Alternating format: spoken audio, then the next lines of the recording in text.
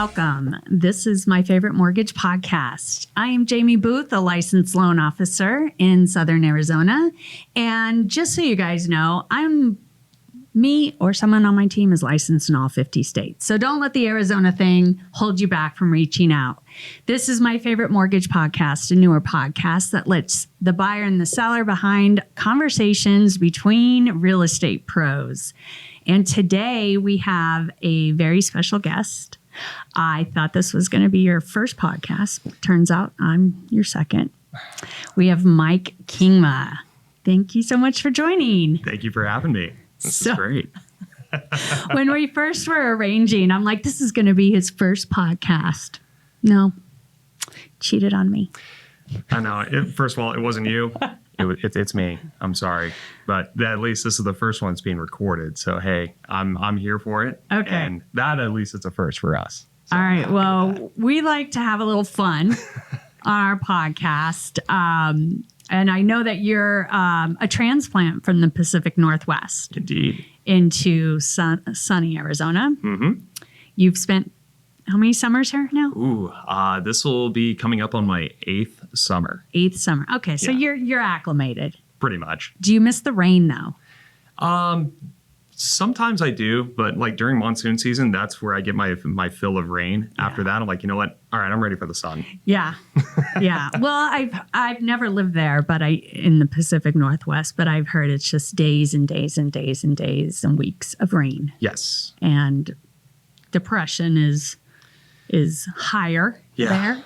It is. It's one of those things where you have to keep your mind busy. If you don't keep your mind and your body busy and you start getting into your own thoughts, that's where cabin fever really sets in. Cabin fever. Yes. That's perfect. Yeah. Well, let's have a little fun.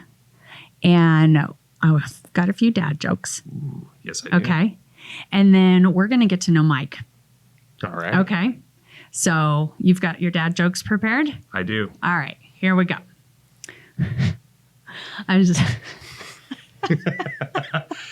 I'm excited for I this. am rereading these because I found these last night. Now I'm rereading them. Okay. What do you call a marathon for pastors? What? A reverend. That's good. That's actually really good. I like that. Ooh, okay. How can I top that one? What do you call a fish that hits a concrete wall? I don't know. Damn. Oh. that one took me a minute. It keeps you thinking. Yeah. It's one of those where it's Aw. what it is. Damn. What state has the smallest drinks? Ooh, stay with the smallest bags. Do you know this one? Ooh. No? Hit me with it. Minnesota. Minnesota. That's great. I did good, right? I found this one. Where's my notepad? I know. need to just kind I'll of keep text this rolling. these to you. Perfect. Yeah. Perfect. Okay. So I've got a big one. That's what this one is. Okay. Challenging. I'm up for it. So what did the ocean say to the beach? Nothing, it waved. Did you see what I did there? I'm sure you got it. See, now I'm just fishing for answers here. I'm nautical. I'm sorry. Oh my gosh. I'm not a lot of grocery stores, to be honest, with all these puns. And my wife can attest to it because she knows she can see the smoke kind of billowing out when I'm looking at items that she's picking up. It's great. Probably my greatest one, and I hate taking over on this one, was a couple weeks ago. We went to Fry's by our house and, happened to walk over the dairy aisle where the eggs are. Okay. So I open it, grab a bundle of eggs, look at it, and I put it away and I walk away. So then my wife is grabbing the eggs. Right. She thought I'd put them in the basket. So she's grabbing them and then she's putting them in the basket. I said, honey, what are you doing? Don't put those in there. And she's like, why? And I was like, you can't put all of your eggs in one basket.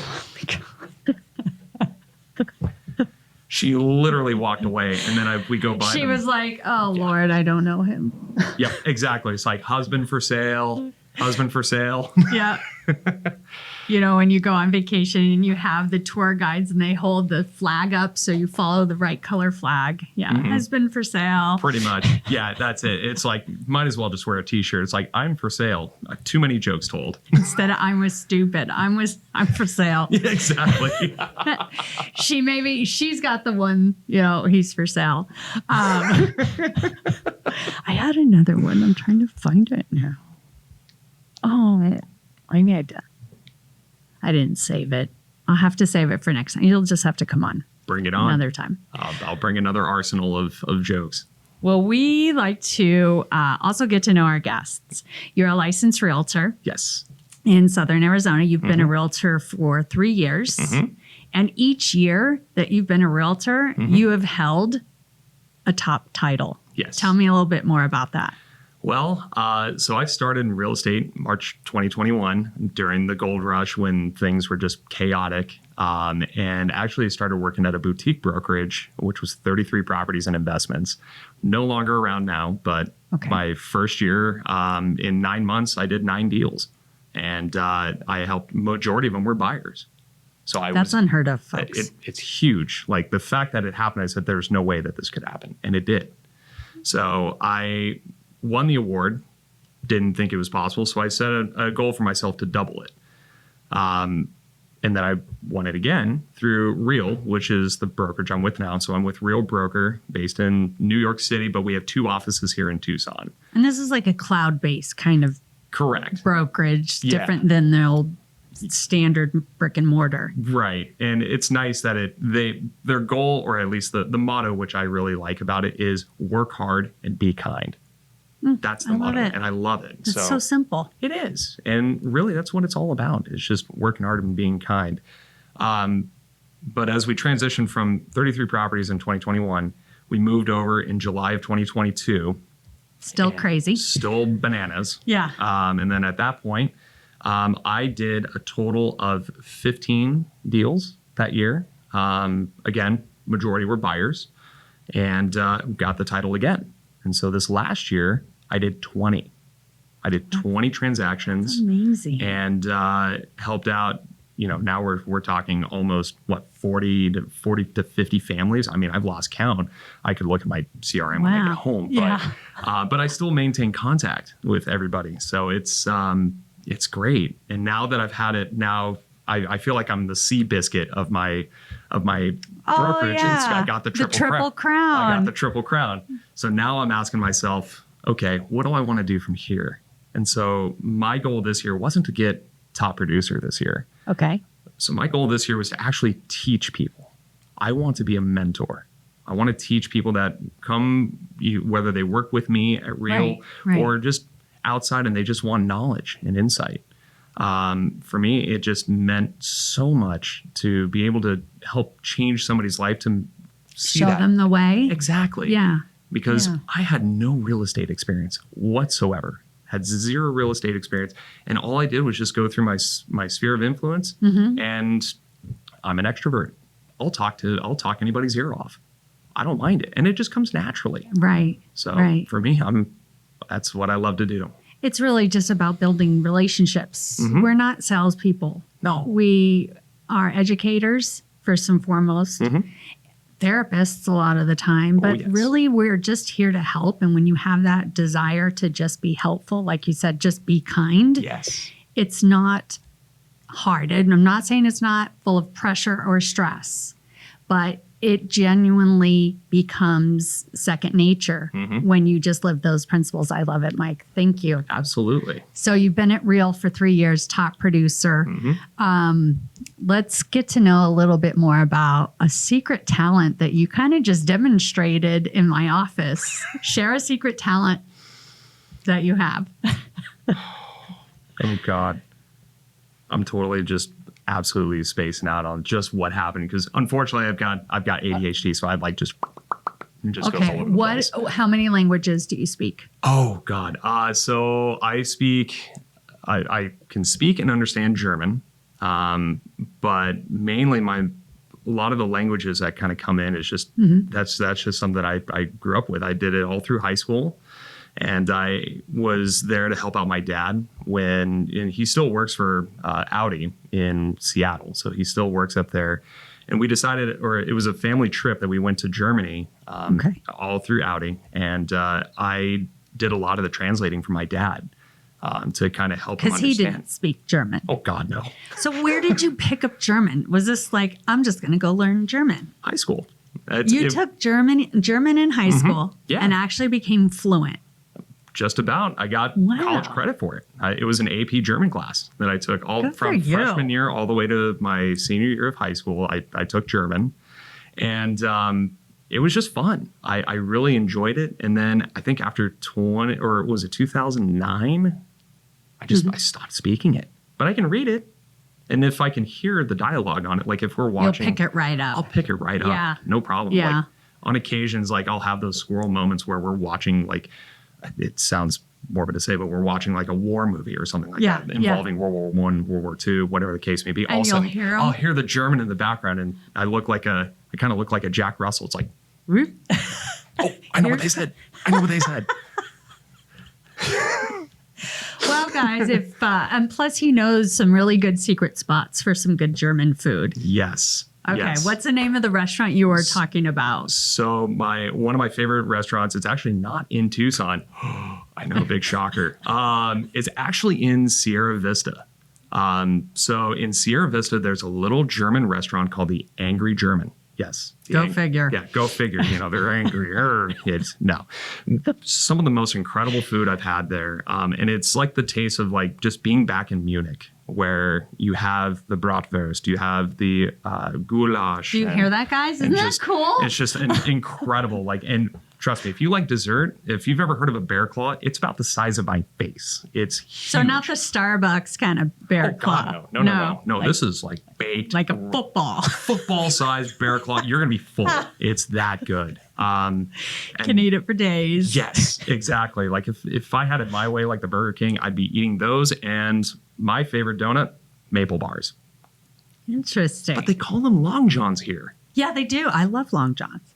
Those are underwear. Yes, that's my conundrum. That's my conundrum. I'm like, that's underwear. Long Johns? It's like, stop it. Every time I go to Donut Wheel and it's like, oh, you want a Long John? It's like, no, I'm not wearing underwear. That's like chonies. He's not wearing underwear, guy. It's like chonies, okay? Like chonies. Chonies was like a thing when I moved here. And I was like, what are chonies? Never heard of them. And it's like, no, that's underwear. I'm like. So the Pacific Northwest calls them maple bars. Mm-hmm. Yes. Probably because they're close to Canada. Correct. Okay, got it. And we call them Long Johns for no reason at all. Not even related to the fish restaurant either. What is it, that Long John Silver's? Are those even still around? They are. Long John Silver's? No? Oh, those hush puppies. Okay, That's hungry. the addicting part. Yeah, the hush puppies. Yes. Have you ever tried to make homemade hush puppies? I personally have not. No, can't do it. I might have to ask my wife. She's quite the cook. She can make some incredible Some foods. goulash? No, she hasn't made that yet. No? Challenge. That is a challenge. Unfortunately, my all-time cuisine that I will drop everything for. Right. What is it? Noodles. Just butter noodles? Just anything with noodles. So it's like if it's pasta, spaghetti, lasagna, if it's Indonesian food or Thai or anything like that, like drunken noodles or lo mein, chow mein. Because the big thing is in Seattle, you're spoiled with a lot of really good Asian food. Just because it's that big port where you have Japan, you have China, and the Philippines. And so what's nice is that Tucson has a lot of food diversity. And so here's secret time. We're part of the Tucson Foodie. My wife and I are part of the Tucson Foodie Insider. We started with the Passport when the CEO, Shane, came out and said, hey, we want to do something to help the local restaurants. And so by doing that, we got to explore a lot of really cool restaurants all over Tucson. Little secrets. Yes. Little pockets of everything. So for me, I'm not a picky eater. Let me change that there. Yes, I actually am a very picky eater. There's a couple things that I won't touch with a 10-foot pole, but at least I know that I can appreciate the food. Right. I can appreciate it. Right. Tucson is the first UNESCO city of gastronomy. It is. Yeah, I have no idea what he just said. What that means is it's us, and you can look it up, is that Tucson and San Antonio are the only two cities in the entire United States that holds on to a seal of gastronomy by UNESCO. UNESCO it's basically people who love food. Okay. So if there's any type of food that you want, it's us in San Antonio that has everything. Everything? Everything. Every single palate, every single culture? Moroccan, Ethiopian, South African. You can get Greek. You can get Thai, Asian, whatever you want. It's here. It's incredible. And the foodie has really opened that door. So I just closed on a deal with a realtor that's coined herself the foodie realtor. I've heard of her. She's amazing. I can't remember her name, but Jocelyn. her content is so cool, though. Yes. I do love it. I wish I was better with the camera that was with it, but that's okay. Honestly, I was just talking to someone about this yesterday. You know, content is now really just, what am I doing throughout the day? And you forget to just pick up your phone and hit record because you'll make content without even realizing you're making content. Yeah. And she does a great job at the food. And we closed yesterday, had a great young lady, first time home buyer. Oh, cool. And I go to the key delivery. Okay. So I want to be there for the finish line. I don't want to go to signing and watch you sign papers for an hour. I want to be there when you get the keys in your hand and you get to open the door and just be a part of that. Yes. So we did that yesterday. Oh, that's so cool. First time home buyer. It was so much fun. That's super cool. So, all right. Well, we brought you on to My Favorite Mortgage because there has been a ton of information and topics discussed about the real estate industry. A lawsuit.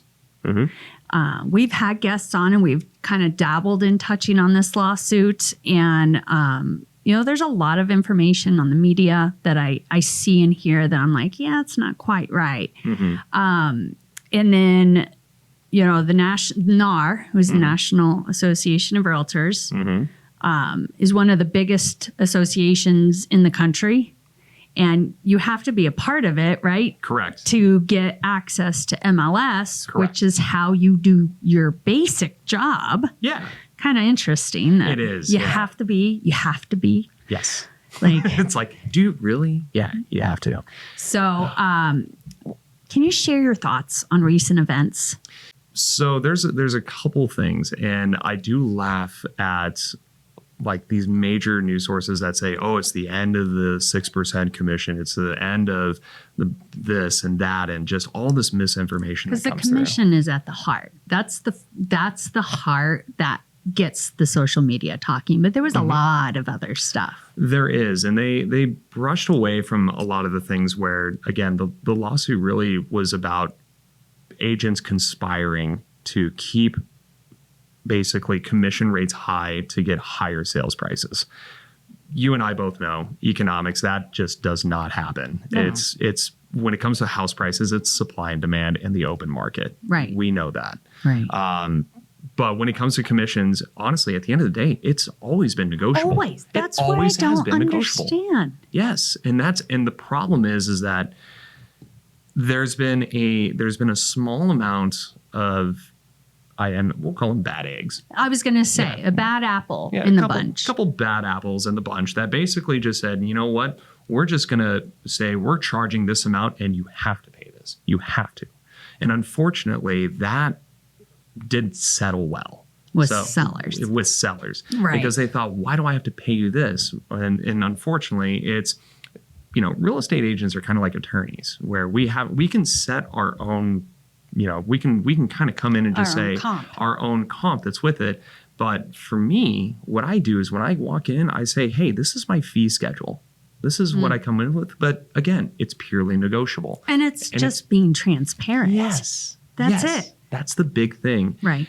The people I see that are going to be hurt the hardest in this moment with the settlement and with the lawsuit. Now, the settlement hasn't been approved yet, but right. There's still a judge that has to sign off on it. So we kind of all jump to these media frenzies without actually having the definite answer. Right. And so me being an absolute nerd, I read through the 108-page settlement. Yes. I read through it. Nice and bathroom rating. Oh, geez, tell me about it. Yeah. And, just scrolling through, forget looking at reels, forget looking at TikToks. No, it's this. The big thing that's with it is it's going to hurt buyers the hardest. And the big one is, especially for first-time home buyers, who I have a huge heart for, because we were all once first-time home buyers, and we knew how crazy expensive it was. So for us to come up with some sort of fee to take care of it, there was no way. So now, and veterans, don't forget the military. The military, no, it is illegal for them to pay for a realtor's commission. Like, it's written into the VA handbook. They cannot do it. Right. So where is that big demographic being backed up and supported or even thought about? Like, they're forgetting this huge, massive demographic of buyers that can't legally, not just because they don't want to or they don't have the money, but in the law, can't. Correct. And that's a big thing, because what most people don't realize is that you can't throw in an agent's commission into the loan. That's what caused the 2008-2009 crash. And that's why the Dodd Act was put into place. We had to be transparent, guys. Yes. You guys are going through the same kind of growing pains that us in the mortgage world experienced after 2008. And I was part of it. Don't get me wrong. But there was a lot of pressure for us to do mortgages. A lot. 2005, 2006. The guidelines got really, really lenient. And then it was just like, if you had a pulse, you got a mortgage. Yep. And then it all came crumbling down. And what the lawsuits afterwards were blatant is that there was no transparency. Correct. And that's where I feel like, if anyone can relate, is mortgage officers who lived through the crash and have been in the financial system. I started in 2004 in the financial system. And I remember the aftermath. And I remember the new laws coming into play. And we didn't know. We were on this, seesaw of what's going to happen. But what it did is it eliminated a lot of bad eggs. The unethical people. Oh, yeah. They didn't want to be a part of it. Fine. Get out. Yeah, go find something else. Yep. And, that's where, we could watch, The Big Short? That's where the bad apples were all that stuff. But it's so technical, and it's one of those, you and I, we could understand. Yeah. And if you have a pretty good understanding of finance, you can understand what was going on. You could pinpoint. You could pinpoint it down to big banks and legislation. And, you and I, you worked in the financial advisory with your series licenses, and we could go on for days. Oh, yeah. There's one movie, though, guys, that I want to point out that gives a really good in-depth. It's not so much The Big Short. The Big Short's a story about someone who kind of caught on, right? And it showed some really bad loan officers. There's a movie called Too Big to Fail. It is an HBO movie, and it is because I worked at Citibank in New York when this happened. And I remember the day that I was at 111 8th Avenue, and all of a sudden everyone started going up and down the halls, and Citibank stock went down to 99 cents a share and was taken off the stock market. And this was a 200-year-old company. And I will never forget that frenzy. Like, it wasn't a kind of gradual fallout. It was an entire crash. And the aftermath and what was happening with the mortgage companies being bought for pennies on the dollar from these big banks is in the movie Too Big to Fail, and how the government tried to step in with something called, I don't know if you remember, Tarp money. Bailout. The bailouts. Bailouts. And I remember my CEO having to testify, and there's our CEO on the front page of the Wall Street Journal, and they're like, "What'd you do with the money we gave you?" And that movie will give you such a, you were in the financial, like goosebumps. You're oh my God, that's no exactly what happened. So The Big Short, I'm not a too big fan of, because I love doing it. There's still really good loan officers that want to just genuinely help. Yes. And there's this vehicle to where I can do it financially. So I think they put us in like a really bad light. We weren't all that bad. No. And, and that's kind of where we tie this in with the NAR lawsuit and settlement, is that really what this is going to do is that it's going to rattle the bad agents. It's going to push them out. Yep. What this means now is that for myself as a full-time agent is we now and still have is to continuously be transparent. But this is a big thing that I really hope everyone truly understands this. Is this your bold statement? This is my bold statement. All right, let's hear it, Mike. Okay, my bold statement that's on this. When this gets signed off, when this settlement gets signed by a judge, you cannot go see any house without a buyer-broker agreement. Period. So if you go into an open house unrepresented, yes, the listing agent can have you as their client and double dip. Oh my gosh. Yes. Well, that's not fair. No, it's not fair at all. And that's where, because sometimes we live in a now kind of society where it's, I've had this before where I've had clients that I've been working with. They say, hey, we want to go see a house. Sure, no problem. We can go do that. But then we go through to make sure, hey, we need to make sure that you qualify this. Right. So then we would pass it over to Jaimie. We would pass it over to you and say, hey, can they qualify for this? Yes or no? And then you give us the blessings. The green light. Absolutely. Say, yes, you may. Go ahead, proceed. Open the doors, and then, yes, and may the odds be forever in your favor. Anyways. Don't breathe. Don't breathe. So then that's where now buyer's agents now are more important than ever. It's now making sure that when your clients go in, you have to be with them every single step of the way, regardless. You can't just have a buyer-broker agreement and say, well, here you go, have at it. Go to our homes. Just go to our homes. You can't do that. You have to be there with them to have representation. And so now it creates a new environment for buyer's agents. And even myself, when I'm helping out first-time home buyers, it's going to, you basically have more work. It's more work. Right. So now for us as realtors, we now have to show our worth. We're like, what is it? Minnesota is the show me state? I think so. Yeah. It's you just like, look, show me this house, show me the proof, show me this, show me that. Right. And that's where you have to show your worth to make it so then that way your value is there. And they see the worth. Correct. Yeah. Because the lawsuit was basically saying that we were being fleeced by realtors, where they were artificially upping their commission. So then that way you were forced to do it. Right. Commissions have always been negotiable. Always. No matter what. They've always been negotiable. But this is going to be a Mad Hatter's Tea Party situation where we're going to be changing places all the time. There's going to be new regulations. There's going to be new things that are going to start coming through. It's going to take years, guys, for the dust to settle. It will. And, even maybe some regulation, because I know the Department of Justice is really keeping an eye on this for our veterans. Yes. And, if new laws have to be written into place for a loan, on behalf of veterans, being allowed to pay for buyer's agents, the Department of Justice this is going to be government. This is going to be political. Yes. So if you need some support, guys, reach out to a loan officer, because we did. Start here. Man, we went through the ringer and we had such a bad reputation. We were the enemy for the longest time, and we had to overcome that by showing our worth.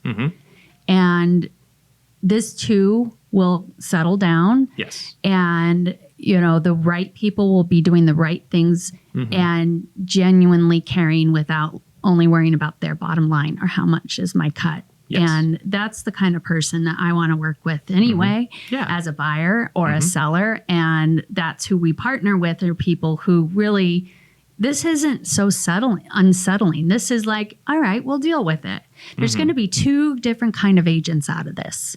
The ones that are like, let's get going, let's keep moving, we're going to overcome this. Or the stressed, panic one, like, what am I going to do now? Those stressed, panic ones are going to understand that if you can't prove your worth, this isn't for you. Correct. And I completely agree with you 100%, because really it does come down to who you work with. It's not a family member who just got their license that's only going to be there on when it's convenient. You need somebody that's going to be your ally, your advocate, that's going to be with you from start to finish and beyond, and who actually reads up on everything that's going on. Because the last Stays in the know. Exactly, because nothing's more embarrassing if you're working with an agent that you met. Next thing you know it, they're at their other job. They can't leave.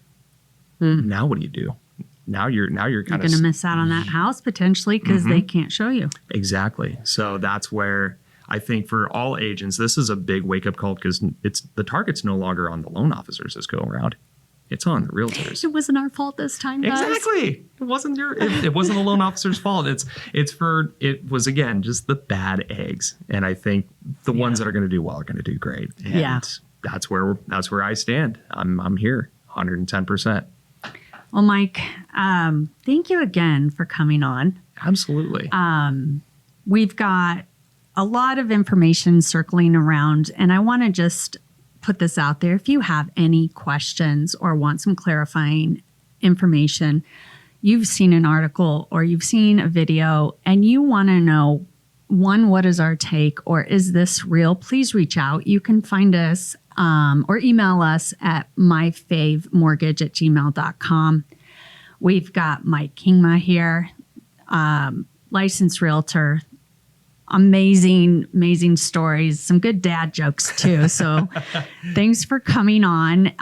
We do like to just kind of wrap up and just say, what the best way to get a hold of you is through your website. So you can get a hold of me either through my website at mikekingma.com, or you can reach me directly on my cell phone. I answer it 24/7. Nice. It's 425-446-1467. And I'm also on social media as well as The Real Mike Kingma. The Real. And guys, here's the link below so you can click to find out. Thank you again for listening to My Favorite Mortgage podcast. If you have any questions about the home buying process, reach out to us. You can find us on all streaming platforms. So please give us a like, share, and follow. Subscribe to our YouTube channel for more episodes being posted and more valuable insider tips on not just the home buying journey, but we've had some great real estate pros on here. You're going to find a really trustworthy, great realtor through this podcast. So reach out to us. Mike, thanks for joining the show. Really excited to have you, and we'll have you on again. Yes. Because we could go on and on about this whole NAR thing. Yes. So thanks again for joining us. We'll see you next time. Bye.